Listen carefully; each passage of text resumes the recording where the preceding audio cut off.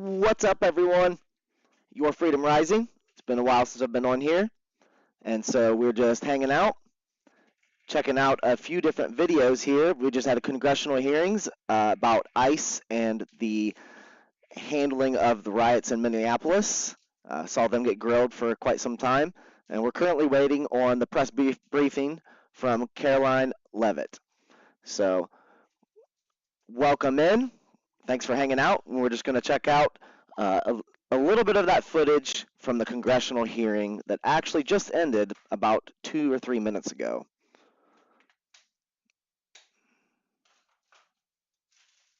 And deported. These actions make members are reminded that we must adhere to established standards of decorum in debate. It is a violation of House rules and the rules of this committee to engage in personalities regarding other members or to question the motives of a colleague. It is also a clear violation of the rules of the House to make statements that might personally be offensive to the President or the Vice President of the United States. Remarks of that type are not permitted by the rules and are not in keeping with the best traditions of our committee. The chair will enforce these rules of decorum at all times and urges all members to be mindful of their remarks. Further, under the rules of the House, the chairman is responsible for maintaining order and preserving decorum in the committee room. I expect audience members to be respectful of the witnesses, members, and the public. If members of the audience are persistently or overly disruptive, it is a violation of federal law and you'll be subject to removal and arrest. I now recognize myself for an opening statement. I want to start by thanking our witnesses for appearing before the committee today. Today's hearing provides the American people the ability to hear directly from the leaders that enforce our nation's immigration laws. It is our imperative as representatives of the people to be a voice for the people. Transparency, communication, and accountability are keys to good government. This is why oversight is important. Informing Congress and the public is not casting accusations, nor is it a punishment. Congress has a duty to hear directly from the executive branch, a duty I take seriously. And the executive branch has a duty to keep us informed. While this hearing was long planned, we sit here today at an inflection point, an opportunity to assess and reinforce the integrity of immigration enforcement and to strengthen public trust. An opportunity to emphasize and underscore the Department of Homeland Security's no-fail mission as a whole. My top priority as chairman is, and will always be, protecting America while ensuring the safety of law enforcement. This is further important in the context of another potential shutdown of the department. Let me be clear, shutting down DHS makes America less safe and negatively impacts thousands of federal employees like those at TSA and CISA. The Department of Homeland Security is the nation's largest federal law enforcement agency. It is this committee's duty, regardless of administration, to conduct oversight. We need to examine how DHS components are enforcing the law and ensure they have the resources in place to do work safely, effectively, and properly. Last year, we provided historic resources through reconciliation to strengthen public safety and support for the Trump administration's unprecedented efforts to secure the border. This was the single largest investment in the domestic Homeland Security mission. To succeed, we all need to work together seamlessly, and this committee is a partner in that effort. It is important to remember how we got here.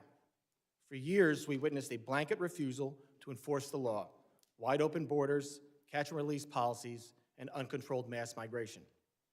These policies undermined the rule of law and endangered all Americans. Enforcing immigration law is not optional. The Trump administration's record on border security is irrefutable. Nationwide border encounters last December decreased 91% compared to 2023. Apprehensions between ports of entry last December decreased 86% compared to 2024. And we ended last year with 8 consecutive months of 0 parole releases by Border Patrol. Further, thousands of criminal illegal aliens have been detained and deported. These actions make America safer and more secure. But the credibility of these successes is on the line. We must take the temperature down and look at the record of enforcement actions through rational eyes. We've seen a significant increase in violent rhetoric and agitation. We've seen a significant increase in attacks on federal law enforcement and in the number of threats facing them and their families. This committee highlighted the threat increases to law enforcement at an earlier hearing. We have seen state and local jurisdictions refuse to protect federal law enforcement officers. And obviously, we have now seen the deaths of 2 American citizens in Minnesota. This is all unacceptable and preventable. The safety of law enforcement and the communities they serve and protect must always come first. When officials or elected leaders rush to conclusions about law enforcement or their fellow Americans, public trust suffers. There must be complete and impartial investigation. I expect each of our witnesses to keep this committee fully informed as the investigations run their course, and I will ensure this happens. While these investigations are ongoing, officials and elected leaders cannot rush to judgment. I cannot put myself in the shoes of law enforcement, nor can I imagine what the families of Ms. Good and Mr. Preddy are enduring today. Public trust and public safety go hand in hand. We cannot have one without the other. I'm encouraged to see that President Trump sent Board Czar Tom Homan and Commissioner Scott to Minnesota to work with Governor Walz, Mayor Frey, and other local leaders. I sincerely hope this dialogue continues. This should stand as an example of cooperation to anyone who continues to incentivize reckless behavior in our streets, unlawfully impede law enforcement operations, or disparage their fellow citizens. State and local officials should be partners, not obstacles when it comes to public safety. And federal officials should keep in mind that this kind of partnership is a two-way street. Everyone should have the same goal of keeping America safe. Transparency and communication are needed now more than ever. The department's no-fail mission hangs in the balance. A rule-based order is not one-sided. Enforcing immigration law and defending all Americans' constitutional rights, including the rights to peacefully protest, bear arms, and privacy, are not mutually exclusive. I want to thank Secretary Noem for making these witnesses rapidly available, and again, thank the three of you for being here today. As Board Czar Homan recently said, you can't fix problems if you don't have discussions. I hope we can have a positive, civil, and productive discussion today. Only together can we make our community stronger and the homeland safer for the future of all Americans. I now recognize the ranking member, the gentleman from Mississippi, Mr. Thompson, for his opening statement. Thank you very much, Mr. Chairman. Good morning to all of you who are here. Thank you for calling this hearing today. This important hearing has drawn a great deal of interest and attention, and many of my colleagues who represent the border city of El Paso and who have been leader on border security, Veronica Escobar, has joined us today and would like to ask questions of our witnesses. So, Mr. Chairman, I ask unanimous consent that the gentlewoman from Texas, Ms. Escobar, be permitted to sit with the committee and question today's witnesses as we have afforded that to other individuals in past hearings. Well, I thank the gentlewoman for their interest in today's important hearing. As I previously informed both the majority and minority, committee will not be entertaining off-committee member requests. Therefore, I object. Well, your objection is noted, Mr. Chairman, but I would, for the record, want to say that it's highly unusual that a member of Congress sitting with as much impact on immigration as her area is not afforded that courtesy. But you're the chairman, and that's your prerogative, as if it would be anyone else's. As the ranking member knows, we had many requests. Wow. This is a very important hearing. It is my duty to keep the wheels on this hearing and get actual answers on the record. I thank the gentlelady's interest. We had a lot of members who were interested in being here today, which is why we thought it would be best just to keep it for members of the committee. These gentlemen have repeatedly testified before many committees at the Capitol, and I'm sure other members will get the opportunity to do the same questioning. This is the Committee on Homeland Security. We had previously said we would not waive on members specifically for this hearing, and we're going to stick by that rule today. Thank you very much, Mr. Chair. May I say to Ms. Escobar, if there are questions you would like to have asked of these witnesses, if you will provide those questions to me or any other member of the committee, we'll be more than happy to transmit them. Thank you so much.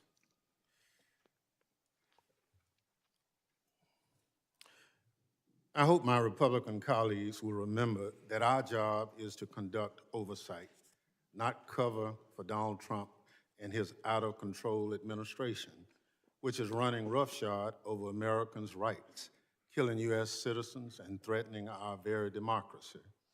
The disease rotting the Trump administration from the inside out started at the top and has infected every part of the executive branch.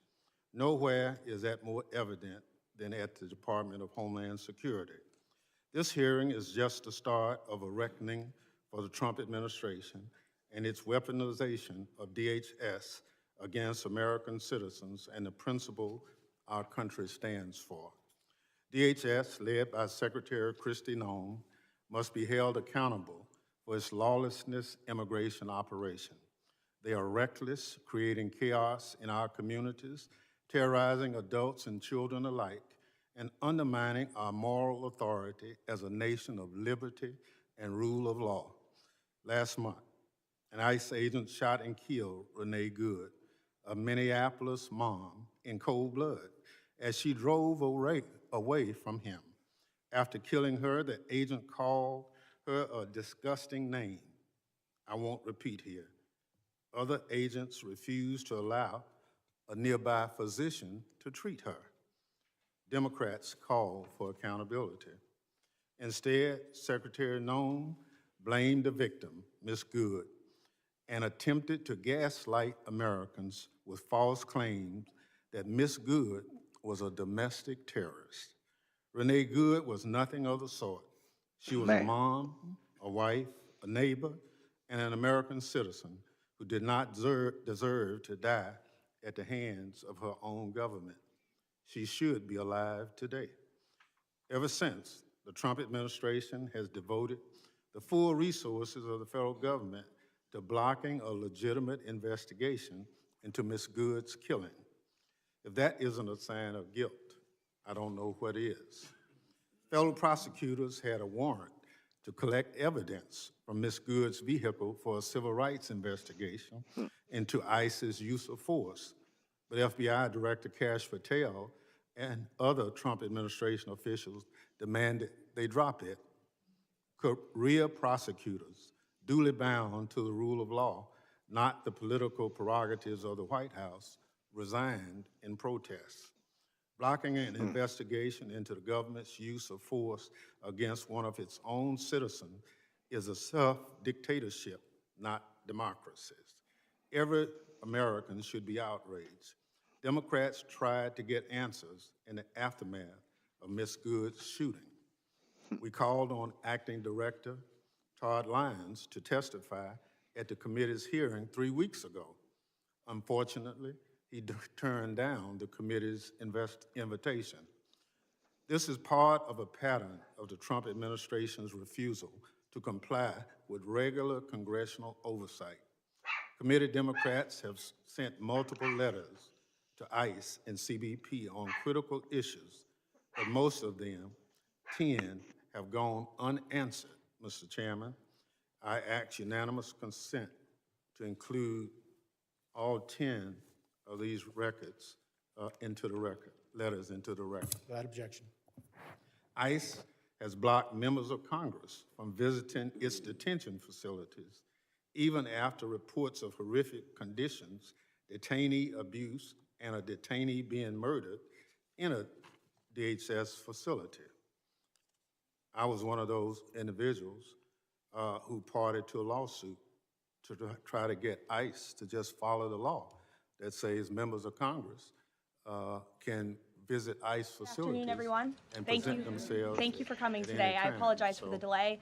I was once again with all the right, president. we'll He be and I switching were both over to reviewing the newly press released surveillance briefing. footage. Thank you for coming from today. I the apologize FBI for the in delay. the Savannah I was Guthrie once again case. with the president. Just He as and I were heartbreaking. both reviewing the newly released mother. surveillance footage. The president encourages any American across the country with any knowledge of this suspect to please call the FBI who continue to assist state and local authorities who are leading this investigation on the ground. And once again, I will reiterate that the prayers of this entire White House are with Savannah and her family at this time, and we hope this person is found soon and that her mother is brought home safely.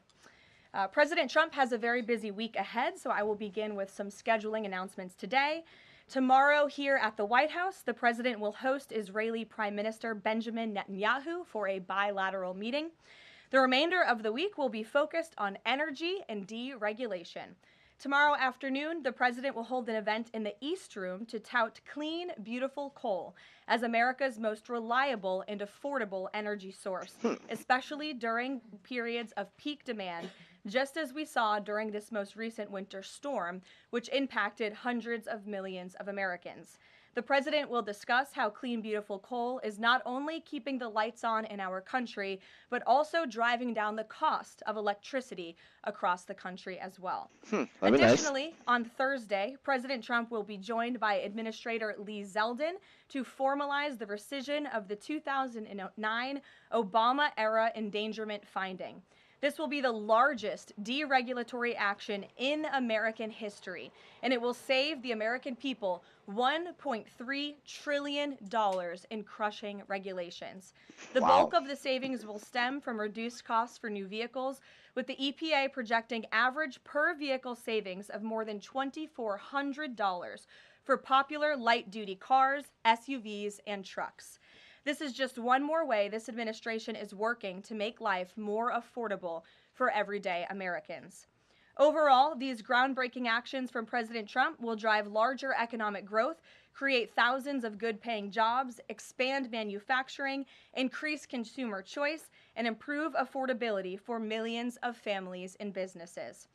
Finally, on Friday, President Trump and First Lady Melania Trump will travel to Fort Bragg in the great state of North Carolina to meet with military families and the heroic members of our special forces who carried out the successful Operation Absolute Resolve in Venezuela and helped bring narco-terrorist Nicolas Maduro to justice. Wow. I know the President and First Lady are both greatly looking forward to this visit.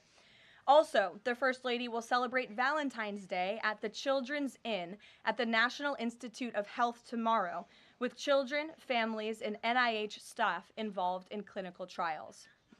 In other news this week, thanks to President Trump signing the largest middle-class tax cut in history, this is shaping up to be the biggest tax refund season ever. All and right. we are in Tax now. refund. President Trump and Republicans fundamentally believe that Americans deserve to keep more of their hard-earned money, not less, which is why he fought so hard to deliver this long overdue relief. Yes. From no tax on tips, overtime, or Social Security, to auto loan interest deductions on new American-made vehicles, plus increases to the standard deduction in child tax credit, more money is flowing back into the pockets of hardworking Americans. All right. We're already hearing from everyday Americans across the country who are reporting substantial tax savings thanks to the Working Families Tax Cut, which every single Democrat in Congress voted against. AMAC, which represents millions of Americans, has heard directly from more than their 1,000 members already about how the Trump tax cuts are easing cost of living concerns. I wanted to share a few of those powerful responses with you today.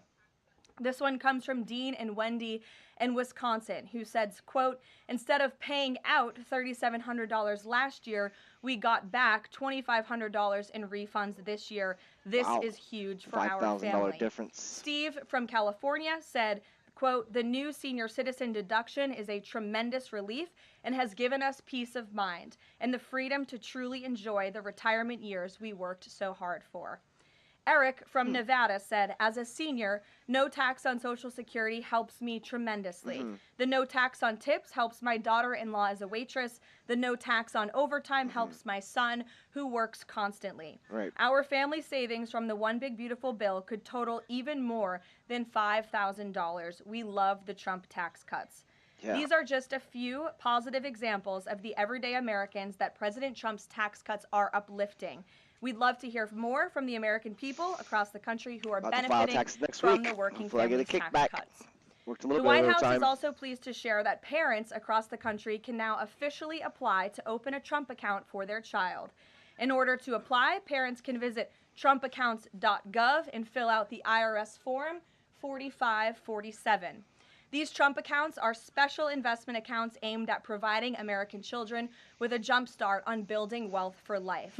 They have all the tax advantages as a traditional IRA account, but are specifically tailored to build wealth the moment a child is born. Wow. Thanks to President Trump, every child born between January 1st, 2025 Wow. and December 31st, 2028 is eligible to receive $1,000 from the U.S. Treasury to fund their account. Wow. Parents, guardians, and even nonprofits can then contribute up to $5,000 per year. Employers can also contribute up to $2,500 per year per employee. Wow. President Trump believes there is no better investment than investing in our nation's children. If you are a parent who maximizes contributions to your child's Trump account, its projected value could reach nearly $1.1 million by the time your child turns 28 years Wow. old, based on average historical stock market returns.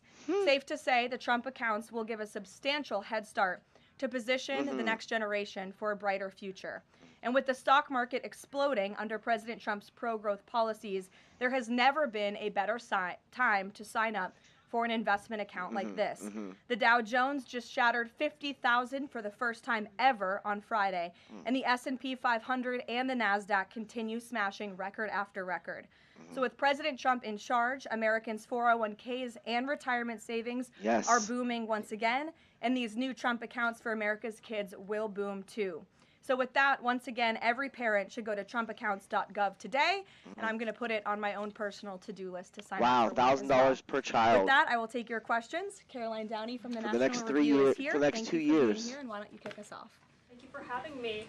On the Great. criticism that immigration enforcement has become arbitrary or not particularly prioritizing, Democrats have been circulating this statistic that only 14% of illegal aliens arrested under this administration are violent criminals, but we know that in deep blue cities with progressive district attorneys, it's common to plead down serious violent crimes into less serious offenses, which could be distorting those numbers. So given that backdrop, does the administration still stand by the messaging that you're targeting the worst of the worst, and does this prevailing narrative tell the whole story? Well, thank you for bringing this up, Caroline. I've seen this CBS report floating around. There's a lot of liberal talking heads and pundits and Democrat elected politicians who think that this single story and these statistics and the way they are painted is somehow a shot at this administration. It is not, and let me correct the record. Number one, the Trump administration has been clear from day one that any illegal alien present in this country is subject to deportation. However, the priority, of course, is going after the convicted criminals, the worst of the worst, the murderers, the pedophiles, the rapists in this country. Interestingly, in the CBS story, what the Democrat talking heads on television are not saying is this line. Nearly 60% of ICE arrestees over the past year had criminal charges or convictions. And among that population, the majority of the criminal charges or convictions are for nonviolent crimes. Oh, well, what are nonviolent crimes, you ask? This has coincided with what DHS has been saying all along, that approximately 70% of illegal aliens arrested under President Trump have pending criminal charges and or prior convictions, and these so-called nonviolent crimes, drug trafficking, distribution of child porn, burglary, fraud, DUI, embezzlement, solicitation of a minor, and human smuggling, just to name a few. So just because a crime is not violent in nature doesn't mean that crime is victimless. And I can guarantee every single person who is out there on television right now pointing to these statistics that were taken out of context by CBS News would not want an illegal alien convicted of the distribution of child porn or fraud or DUI living in your community. So the Trump administration will Right. continue our focus on deporting all illegal aliens present in our country with a focus on the worst of the worst criminals. Right. Thank you for being here. Gabe. Caroline, thank you. And thank you for the update on our colleague Savannah Guthrie's mother. Is there anything more you can share? You said the president was reviewing that surveillance footage. What was his initial reaction when seeing those disturbing images?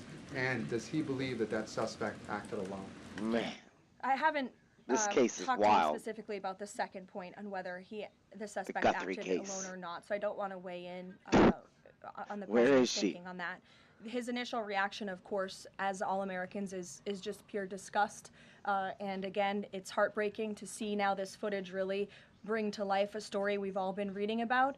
And again, we're just praying for the safety of Nancy Guthrie and that she will return home soon. And the president directed me to please encourage all Americans with any information to call the FBI, and we hope that this case will come to a positive resolution as soon as possible. Man. We, of course, have a lot to talk Almost about. 2 weeks. A completely separate topic. I was hoping you can clarify something that's come up over the last several days, again, regarding a separate topic, in the Epstein files.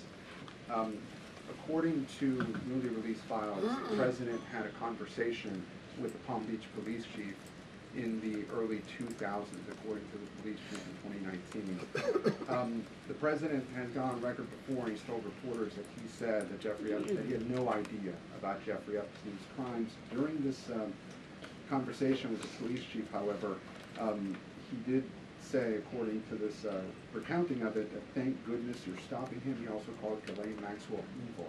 So my two questions are, did that conversation with the Palm Beach police chief happen?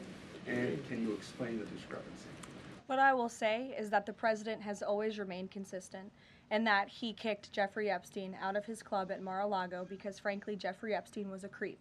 And unlike many other people who are named in these files, President Trump cut off his relationship with Jeffrey Epstein and was honest and transparent about that for years and years. And so I think what the president has said all along has always remained true.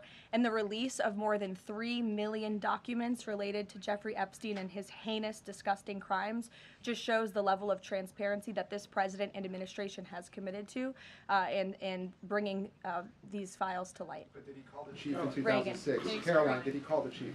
Look, it was a phone call that may or may not have happened in 2006. I don't know the answer to that question. What I'm telling you is that what President Trump has always said is that he kicked Jeffrey Epstein out of his Mar-a-Lago club because Jeffrey Epstein was a creep, and that remains true. And this call, if it did happen, corroborates exactly what President Trump has said from the beginning. And I'm sure many of you, when you read that alleged FBI report, probably thought to yourself, wow, this really cracks our narrative that we've been trying to push about this president for many years. So we're moving on from that. Reagan. Thanks, Caroline. I want to ask you about the SAVE Act. NBC reported that there's some hesitation among House Republicans on adding absentee ballot restrictions into the SAVE Act. Can you explain what the hesitation is among House Republicans and also just provide a status of negotiations with Congress on the legislation? Sure. I can't speak for House Republicans, Reagan. I can obviously speak for the president, who is quite possibly the strongest supporter of the Save America Act, which, as you know, would require proof of citizenship to register to vote. It would require proof of identification, a photo identification before casting a ballot, and it would also ensure that there are exceptions made. I think that's what you're alluding to with these conversations with House Republicans for reasonable requests, of course, for our military, for individuals who are disabled and cannot make it to the polls. Those are reasonable, common sense things that I believe House Republicans are discussing amongst themselves. But as for the president, he's been very clear. He wants House Republicans and Democrats, too, if they were politically wise, to pass this legislation, for the Senate to pass it, to send it to the president's desk so it can be signed into law. Follow-up, I'm wondering when the last time the president spoke to Leader Thune was and if he discussed using the standing filibuster to pass legislation. The president has given his position on the standing filibuster. As for his most recent conversation with Leader Thune, frankly, I'm not sure. I do know they speak very frequently. The president's in constant communication with both Leader Thune and the House Speaker, Mike Johnson. Stephen, I see we switched up our seating chart. You're direct line of sight now. Congratulations. Association for recognizing the New York Post's reach. I've got two questions for you, one about the Guthrie case and then another about infrastructure. Guthrie case, does President Trump have a warning to the culprits here about what would happen to them, what federal consequences they would face if they do not release Nancy Guthrie unharmed? I think anyone who was involved in this depraved crime, this abduction, of course, we want to be seen held to the fullest extent of the law possible. Infrastructure, can you explain why President Trump asked Chuck Schumer to help him rename Penn Station and Dulles Airport after himself? Why is he interested in having his name on those two buildings? And why are the Gateway Tunnel funds the proper point of pressure to get that to happen? To your first question about the renaming, why not? It was something the Why president not? floated in his conversation with Chuck Schumer. As for the funding, the president has addressed that separately himself. Danny. Today, the vice president's account posted and then deleted a tweet about the Armenian genocide. And then last week, President Trump's Truth Social account posted and then deleted a racist video about the Obamas. And the White House again blamed that on a staffer. I wanted to ask you, does the White House have a social media problem at the moment? Do you have an auto-posting problem that's leading to these mistakes? No. As for the Armenian tweet that you're referring to, I would just refer you back to the White House's message that was issued on Armenian Remembrance Day, and there's been no change of policy at this time. Thanks, Caroline. When the president goes That's to great. Beijing in the spring, does he have plans to try and advocate on behalf of Jimmy Lai, who was just sentenced to 20 years yesterday? This is something I've heard the president advocate for both publicly and privately. I had the honor of being in that meeting with President Trump and President Xi in South Korea that took place, and this was brought up by the president himself. It is important to him, and he looks forward to visiting China in April. Go ahead. Thanks, Caroline. So some Republican lawmakers from Nebraska have said they're worried that the Argentinian beef executive order will sideline some American ranchers. How will the Trump administration make sure prices go down for consumers without harming those ranchers? Of course. Well, both things can happen at the same time. That's the president's belief. He wants to see prices come down. In fact, I just overheard him on the phone with Secretary Rollins. They were talking about something different, but he's always saying we got to make sure that prices continue to come down. As you know, Secretary Rollins successfully did that with respect to egg prices. Beef prices are coming down slightly, and the cattle president wants to see industry, that continue. the He prices, believes that everything went up. minor import to the country with cattle might The be a imports. short-term solution with respect to bringing down prices. But of course, protecting our American cattle and rancher industry is a priority for the president, and he's in touch with those stakeholders. We've had them here at the White House a few times in recent months to discuss this issue directly. John. Thanks a lot, Caroline. Yesterday, the president on social media threatened to block the new Gordie Howe Bridge, which would connect Detroit to Canada. This is a bridge that was fully paid for by Canada. It used American labor to construct it. It used American steel to construct that bridge. The president in 2017 was actually in favor of this bridge, part of a joint statement that he put out when he met with the Canadian Prime Minister. Why has the president changed his mind as it relates to this bridge? I think the president was very clear and direct in his truth, John, but just to reiterate, the fact that Canada will control what crosses the Gordie Howe Bridge and owns the land on both sides is unacceptable to the president. It's also unacceptable that more of this bridge isn't being built with more American-made materials, even more so than what President Barack Obama committed to with the Canadians at the time, at the start of the project.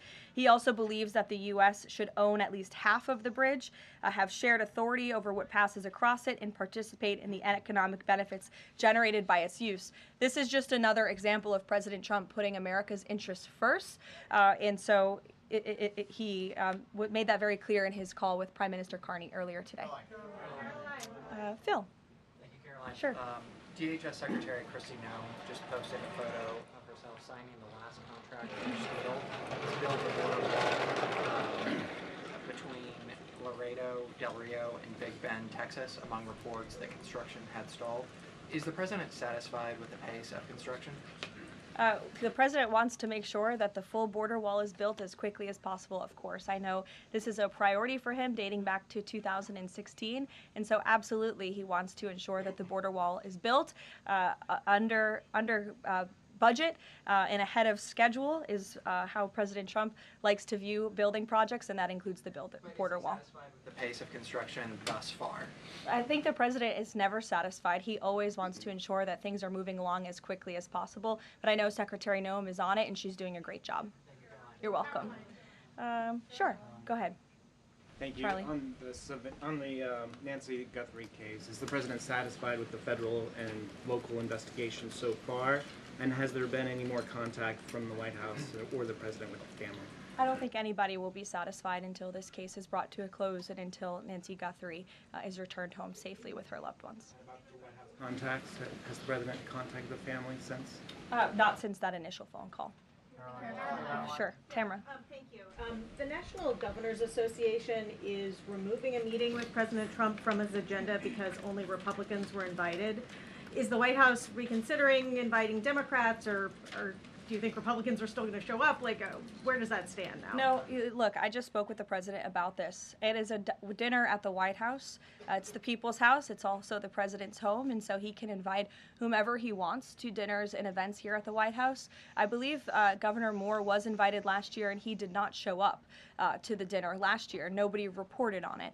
But again, the president has the discretion to invite whomever he wants to the White House, and he welcomes all those who received an invitation to come. And if they don't want to, that's their loss. And on Ghislaine Maxwell, is the president going to rule out a pardon for her in her testimony, deposition yesterday? Her legal team seemed to be making a case, again, for a pardon from the president. Again, this is not something I've discussed with the president recently because, frankly, it's not a priority. He's focused on many of the issues that the American people are dealing with and providing solutions to those issues. So I haven't spoken with him recently. Last time we did speak about it, he said it's not something he's considering or thinking about. Go ahead, Bloomberg. Thanks, Caroline. Secretary Lutnick today was testifying on the Hill, and he said that he had visited Epstein's Island in 2012 with his wife and children, and that's after he said that he had cut ties with Epstein, and Justice Department documents show that he was in contact with Epstein through 2018 over messages. So does the White House stand behind Secretary Lutnick right now, or given what he has said today, has there been any shift in how the White House is viewing Secretary Lutnick's performance? No, Secretary Lutnick remains a very important member of President Trump's team, and the president fully supports the secretary. I will just point out that there are a lot of wins in the news this week that people in this room have not asked about because you continue to ask questions about the same subject, so let me point them out for you. Again, on Friday, the Dow shattered 50,000 for the first time ever. This week, the American Society of Plastic Surgeons came out in opposition to gender mutilation surgeries for children. They are the first major medical group to do so. A federal appeals court today, nobody asked about that, just upheld the Trump administration's policy of detaining illegal aliens, validating the strong measures that have driven illegal crossings to historic lows, and sent a crystal clear message that under President Trump, if you enter the country illegally, you will be detained and removed. The murder rate, again, not a single question about this, has plunged to a 125-year low as crime falls across the board thanks to President Trump's crime crackdown.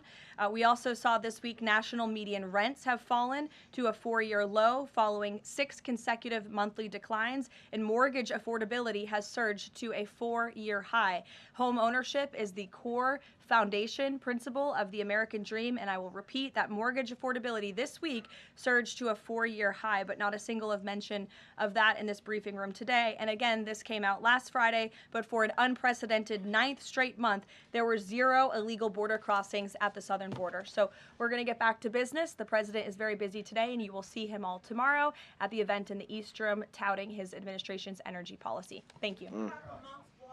Yeah. Yeah. All right.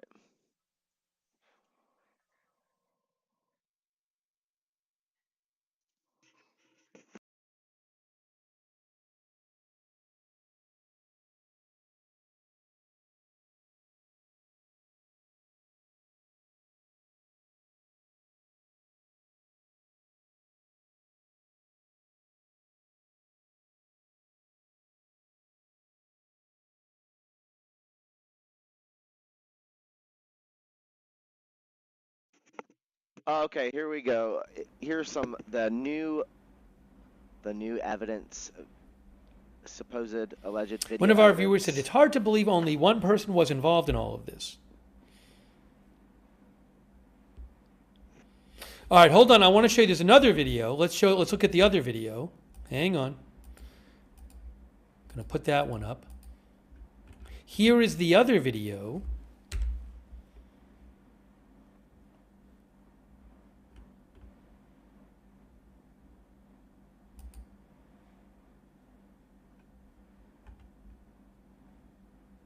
Right here.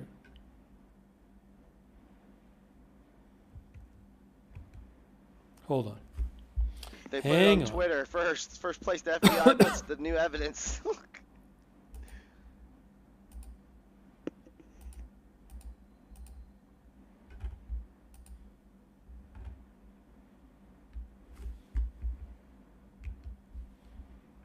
Trying to get this displayed for you. There it is. There it is. Hold on. Here it is. Here it is.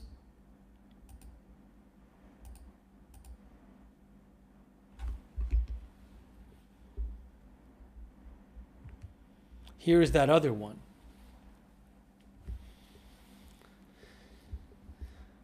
Wow. Maybe him first walking in there, but you can see how the person walks. So they retrieved this video footage off of the inactive Ring camera, allegedly. Looks And like maybe some reflector dude things on his walking backpack. I'm not with sure. His head down. And this is the alleged captor. You know, I don't know This if they happened to have a come out lot with more this than this. footage. One of the viewers said, "Why do they stop it so quickly?" So Yeah, I don't know they if stopped the there footage. might be more video that for whatever reason they haven't released. They're not releasing hardly. This is just what they're spoon feeding us. They've had this video footage for over a week, dragging us out. Some guy in a who knows? Maybe He's looking maybe for the they're all step. One of the acting. viewers says. Could be all staged. Oh, is he wearing a light? And does he have a light in his mouth or wearing one on his head or something there? One of the viewers said that the light appears to go out there. Looks like a light is on like his head and then it goes off. Maybe he's wearing something on his head.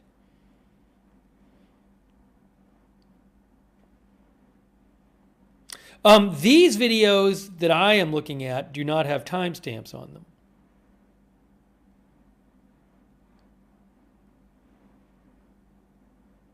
Maybe in his mouth.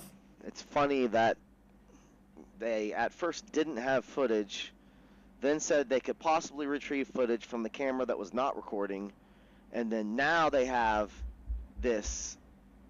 By the way, alleged just want to say a camera quick footage. thank you to Chris D, who says it's a distraction from the Epstein files. Thanks, Chris D. Thank you, distraction from the Abby Epstein files. Amazon, Yeah, who but the- says people on X Yeah. are doing reverse And the Epstein infrared files is a images, distraction from maybe what? a mask under It's the all a ski mask. distraction. Thank you, Abby Stuff's Amazon. not Thank you important. also, Lorraine V. I mean, Lambert, it's not that it's not who thinks important the because beard it is and for left victims, eye droops at but the upper for lid. masses of people to be Very nosing similar to a family member if you compare photos. That's what our viewer Lorraine V. Lambert says. Thanks, Lorraine V. Lambert. Thanks also, Mr. Flydon. Mr. Flydon thinks that the person with no backpack is a different person. Well, again, Kash Patel, when he posted these, said they're of the same person. But there is one of the pictures with no backpack and no gun, it looks like. Thanks, Mr. Flydon. Thanks, Chris Jackson. Chris Jackson says Hollywood professional is different to real life. Thank you, Albert. Albert seems to think it might be Savannah's ex-husband? They're just finding the footage. If I'm reading Albert right? They just found the what it footage. looks 10 like, days Albert, you later, said. they've come upon the footage. Thanks, Proverbs. Proverbs thinks it's a robbery gone bad, Yeah, they're just letting us know, of course. and that others are scamming for the money.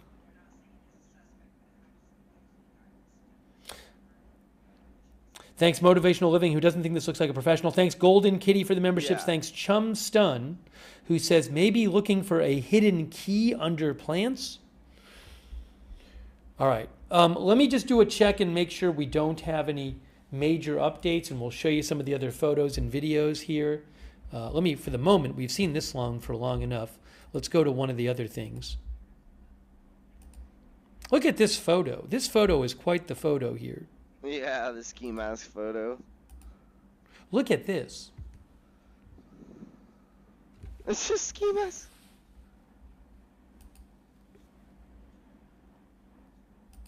Also, thanks very much to Vicky Healy, Dave, and Coco. Thank you. Let's see here. So I'm checking for updates. Especially not 10 days later, y'all. Help us identify this man's picture that we've had for 10 days, because we're the FBI. And it's a guy with a ski mask. 10 days. No. Yeah, why? Again, no press conference is scheduled right now. No press conference is scheduled for the moment. It's a bit confusing to me because I would think that they'd want to get these videos and photos out to as many people as possible. And I would think that if you did a press conference, even where you literally just talked about the photos and videos, it would give more people a chance to see them, although maybe they think people will see them anyway.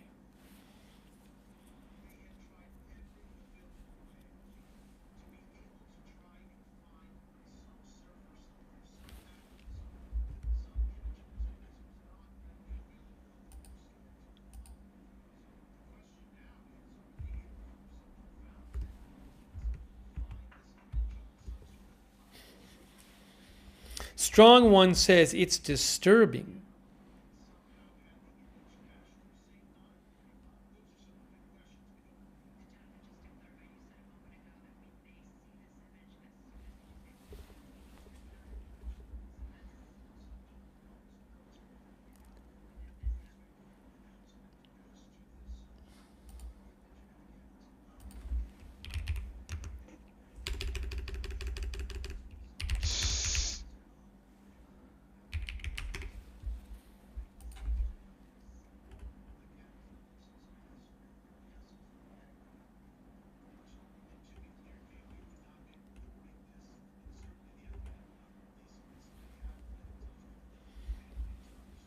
Some of the viewers think it looks like a female.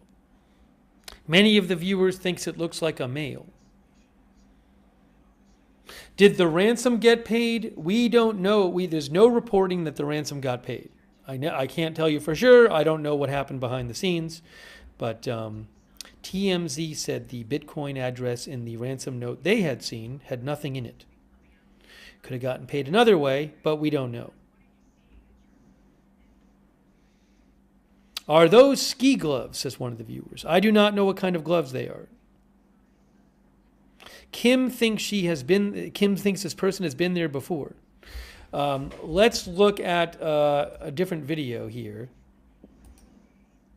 Here we go. Here is this video. This is the most, I think, illustrative video where you see the person walk out and grab a plant, it looks like, and then come back. Grabs a plant. Why? Grabbed a plant? Would you put it in his pocket? Oh, that's where he's blocking the camera.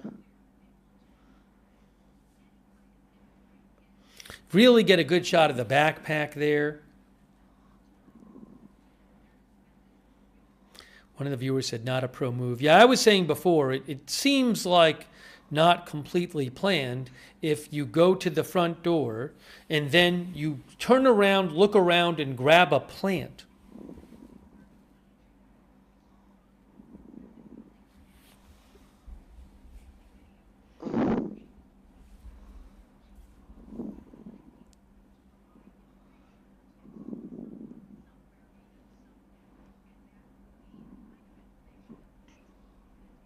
Man, it's wild.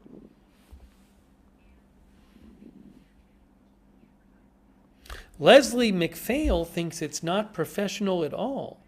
Jesse says so eerie.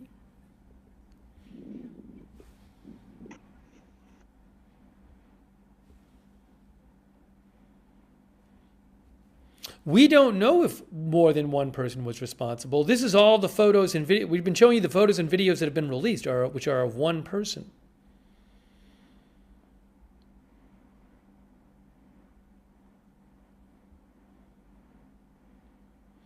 Our viewer N7C thinks they will have this guy by the end of the week. Now, another thing, assuming this person is out there somewhere, assuming this person is alive,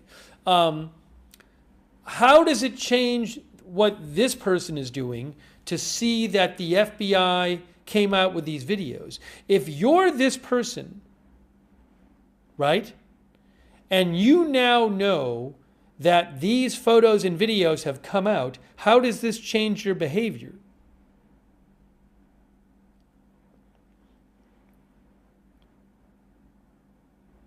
One of the viewers thinks they'll catch him by tonight. I mean, obviously, this will really narrow down in certain ways who they're looking for. Again, as people have been saying, height, approximately weight. I'm sure they can get an exact height or very close to exact.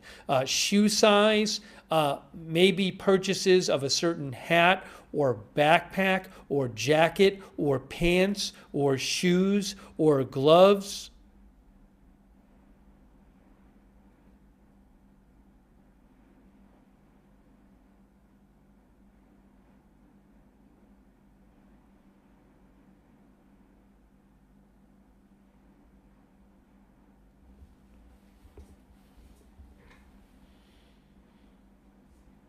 Probably right-handed or left-handed. Could they figure that out? Not that it's a huge deal, but you never know.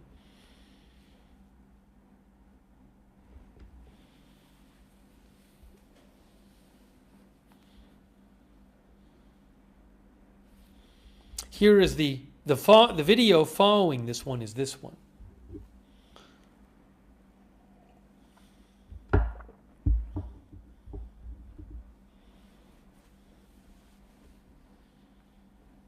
Get a shot of his face there in the top left. You know, Love You, our viewer, says he left the country.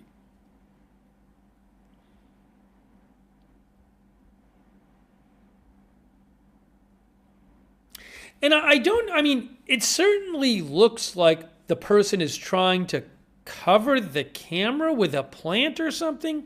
But, you know, there's been some speculation. Could this have been a robbery gone wrong? You know, is his behavior something you'd expect to see more in a robbery or a kidnapping? I have no idea. One of the viewers says, the plant thing is so weird.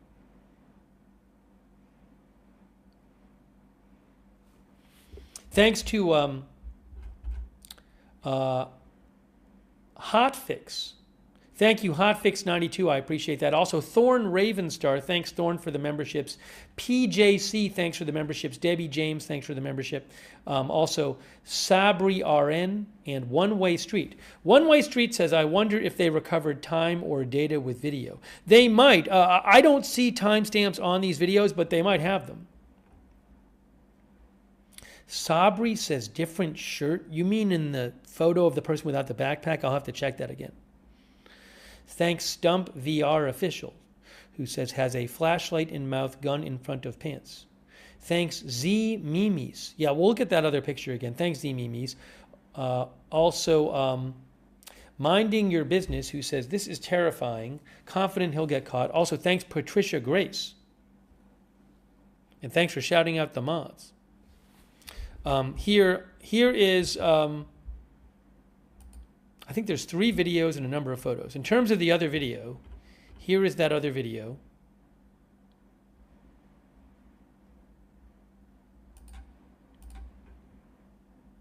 Oh, the White House posted. The White House says, in case you're wondering,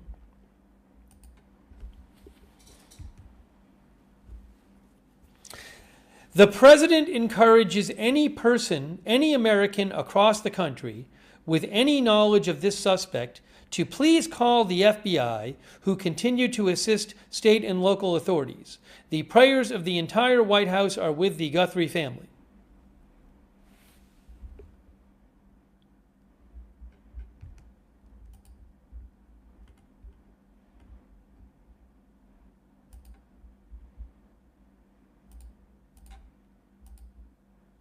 Here is that other video of him walking to the door. I need about 10 seconds to grab some more water. So while I'm grabbing some water for 10 seconds, I'm going to let you watch this video for 10 seconds.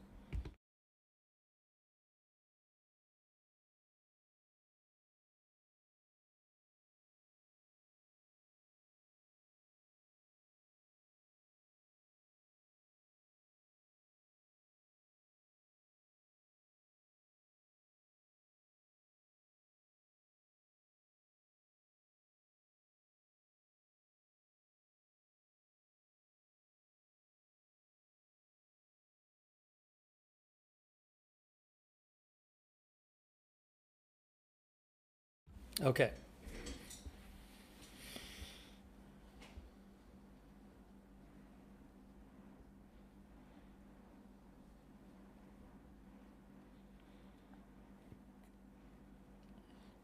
One of the viewers thinks he's slightly bow-legged.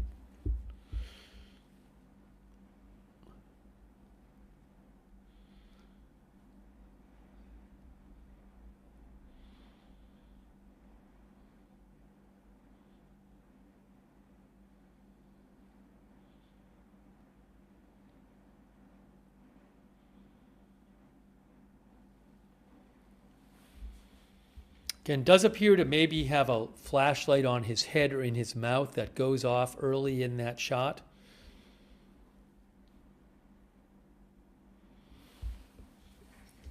Where is... Just need this for a second.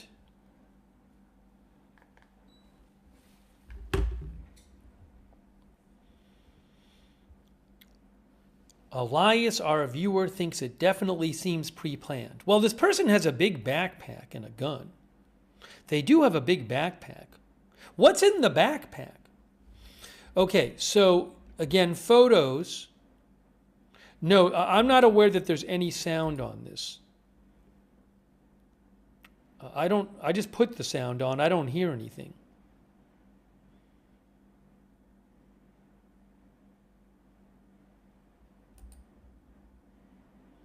The FBI, Kash Patel, released these videos and photos.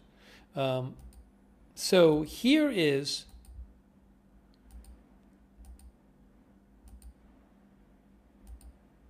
Hang on. Yeah, this is this photo here. This is interesting. Again, this is one where there's no backpack, as you were pointing out, and it doesn't appear that there's a backpack or a gun in this photo.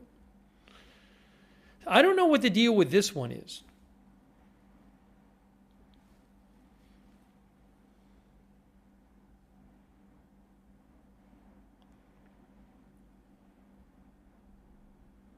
Now, one of our viewers said this makes them feel like Nancy is not alive. I certainly hope she's alive. I don't know what to conclude about this. I mean,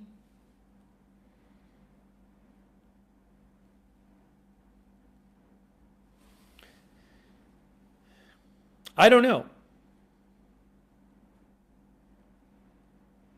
Look, obviously, hugely concerning that no one has heard from Nancy Guthrie in how long now? 9 days? Yeah, she went missing not last weekend, but the weekend before, Saturday night into Sunday morning. And it's now Tuesday of the following week, and no one has heard from her.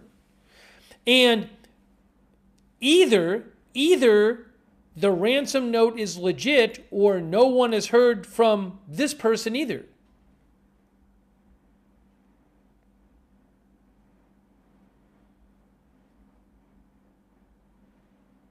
Ryan says, I've said there's more than one person. Assuming this person is the same as in the other videos and photos.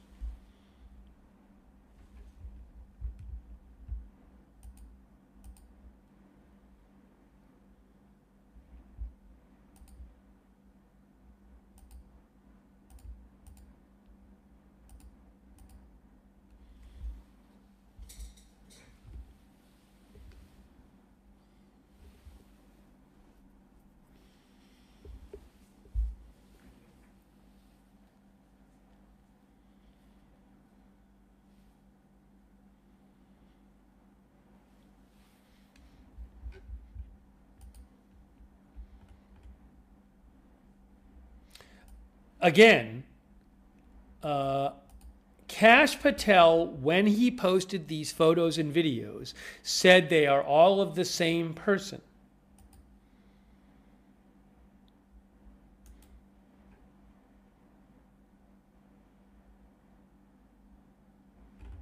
He says an individual, but he doesn't refer to the fact that one photo shows the person without their backpack. But if you look at the post here, hold on. If you look at the post here,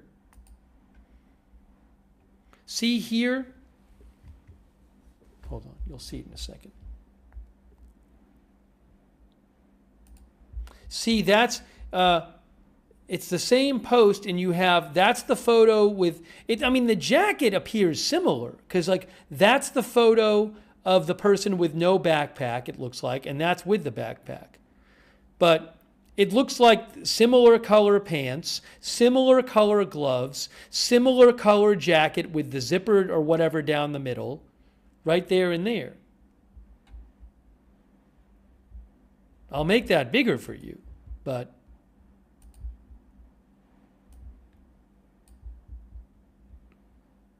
that's from the post. Oops, just did this stupid thing again. Hold on.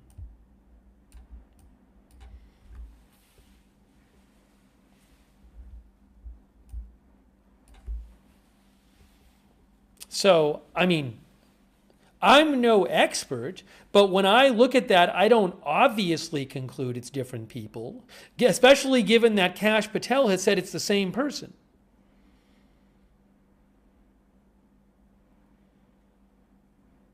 Oh, and there's also a black line on this one. There's a black, looks like, isn't there a black line, a horizontal line on both pictures across the jacket? So again, I don't know, but given the pictures and given also that Kash Patel is posting as the same person, it sounds to me like FBI thinks it's the same person.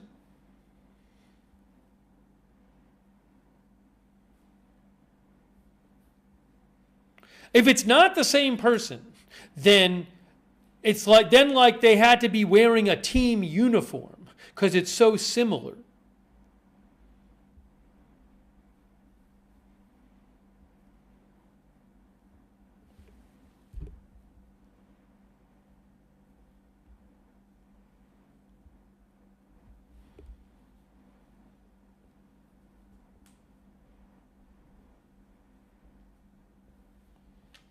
Anyways, hold on, if we do this.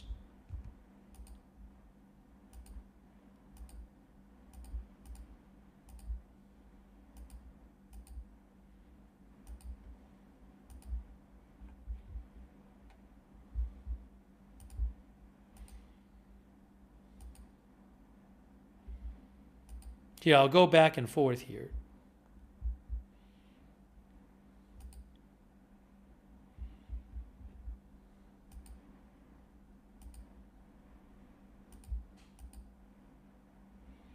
Let's try it this way. So here's one picture, and then here's another picture. I mean, looks pretty similar to me.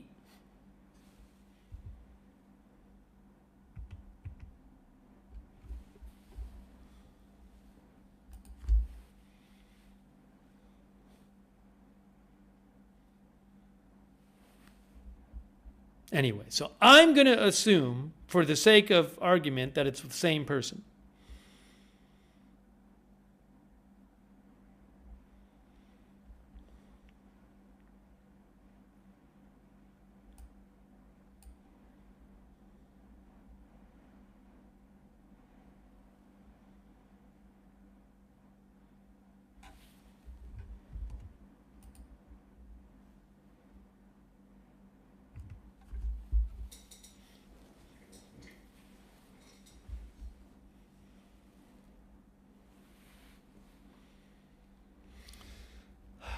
All right, what else will we hear today about this? Seems like a huge development in this search to have these photos and videos. Now, I also don't know, how long did...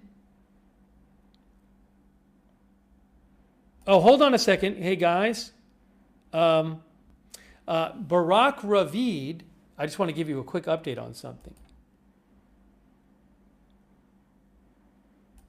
Barak Ravid with Axios reports, President Trump told me in an interview on Tuesday that he is considering sending a second aircraft carrier strike group to the Middle East to prepare for military action if negotiations with Iran fail, which I'm assuming would take some time. Again, Barak Ravid says, President Trump told me in an interview today that he's considering sending a second aircraft carrier strike group to the Middle East to prepare for military action if negotiations with Iran fail. Just passing that along.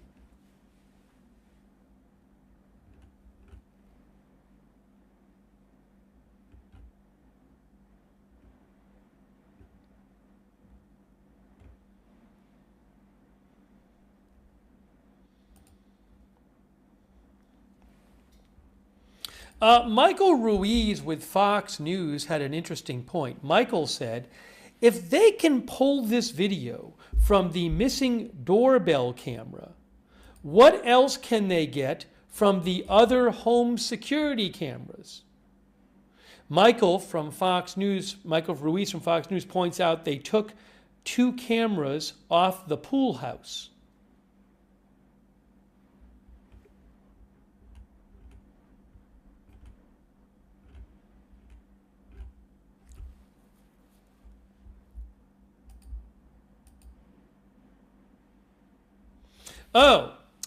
CNN reports that the holster seen in new images, not what a frequent gun carrier would use. Former police captain says.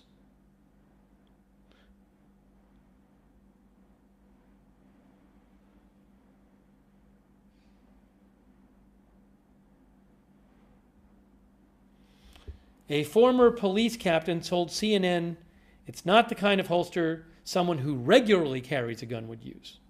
It seems like a cheap off-the-shelf holster that someone stores their gun in. Again, maybe that will help track this person down. Also, as some of you said, it looks like the person has either a mustache or a beard.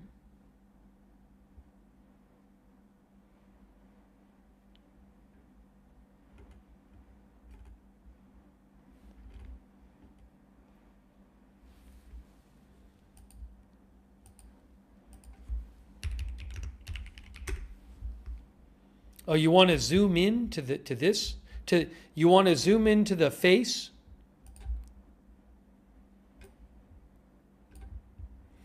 Here, for those who want a zoomed in version. There we go. That's for you.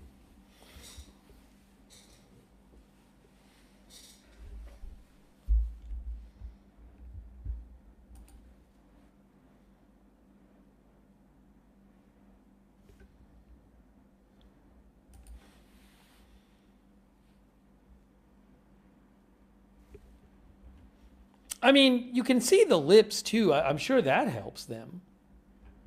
NBC News says Guthrie family does not recognize person in surveillance images.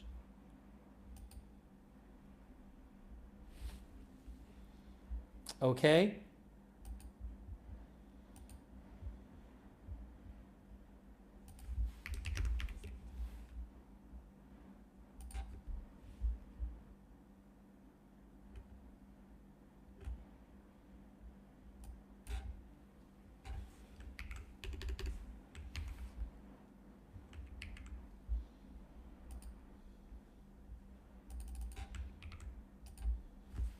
NBC News is reporting. Why does this not work? Why does this not work? Just trying to do this. Guthrie family does not recognize person in surveillance images.